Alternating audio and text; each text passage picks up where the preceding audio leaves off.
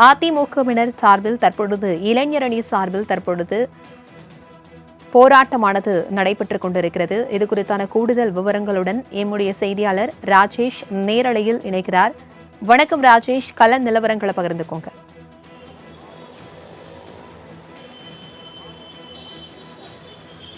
வணக்கம். அண்ணா பல்கலைக்கழக விவகாரம் தொடர்பாக போராட்டத்தில் ஈடுபட முயன்ற அதிமுகவினரை போலீசார் கைது செய்திருக்கிறார்கள். மாணவர் அணி சார்பாக இந்த போராட்டம் என்பது முன்னெடுப்பதாக இருந்தது.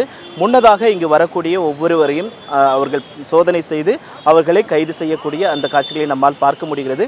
அண்ணா பல்கலைக்கழக விவகாரத்தை பொறுத்த வரைக்குமே தமிழக அரசியலில் தமிழக மக்களிடையே மிகப்பெரிய ஒரு வேதனையை ஏற்படுத்தியிருக்கக்கூடிய ஒரு நிகழ்வாக இருக்கிறது. இந்த நிகழ்வை பொறுத்த வரைக்குமே தமிழக காவல்துறை பொறுத்த வரைக்கும் பல்வேறு கட்ட நடவடிக்கைகள் அவர்கள் தொடர்ச்சியாக எடுத்திருக்கிறார்கள். இந்த விசாரணை நடத்தப்பட்டு அதில் ஞானசேகரன் என்ற குற்றவாளி கைது செய்யப்பட்டிருக்கிறார். அவரிடம் தொடர்ச்சியாக விசாரணை நடைபெற்று வருகிறது. இந்த நிலையில்தான் அதிமுக பல்வேறு கட்ட போராட்டங்களை தொடர்ச்சியாக முன்னெடுத்து வருகிறது. குறிப்பாக யார் அந்த சார் என்ற வாசகத்தை முன்வைத்து அதிமுக தொடர்ச்சியாக போராட்டத்தில் ஈடுபட்டு வருகிறார்கள்.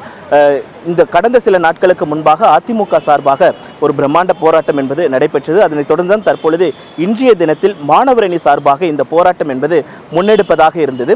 மாணவர் அணியை பொறுத்த வரைக்குமே அவர்கள் இந்த பேண்ட் என்னுடைய கையில் இருக்கக்கூடிய இந்த பேண்டை வருகின்ற மாணவர்களுக்கு கொடுப்பதற்காக அவர்கள் எடுத்து வந்தார்கள். இதை கொடுக்கக்கூடாது, இந்த கருப்பு கலரில் இருக்கக்கூடிய கருமை நிறத்தில் இருக்கக்கூடிய இந்த பேண்டை கொடுக்கக்கூடாது என்று மறித்து போலீசார் அவர்களை கைது செய்திருக்கிறார்கள்.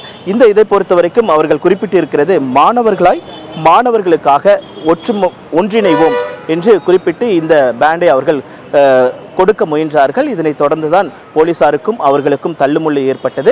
இந்த தள்ளுமுள்ளை அடுத்து போலீசார் அவர்களை கைது செய்து தனியார் மண்டபத்தில் கொண்டு சென்றிருக்கிறார்கள். மாலை 5 மணிக்கு விடுவிக்கப்படுவார்கள் என எதிர்பார்க்கப்படுகிறது.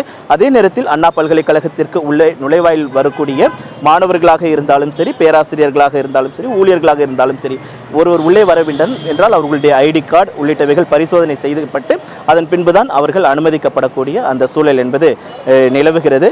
அதிமுகவினுடைய இந்த போராட்டத்தின் காரணமாக போக்குவரத்து சிறிது நேரம் பாதிக்கப்பட்ட போதிலும் காவல்துறையினர் அதனை ஒழுங்குபடுத்தி இருக்கிறார்கள். இன்னும் சற்று நேரத்தில் சட்டப்பேரவை கூட இருக்கிறது ஆளுநர் உரையுடன்.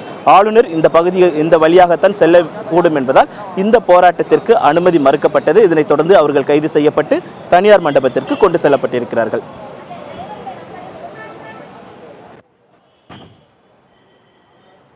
தகவல்களுக்கு நன்றி ராஜேஷ்.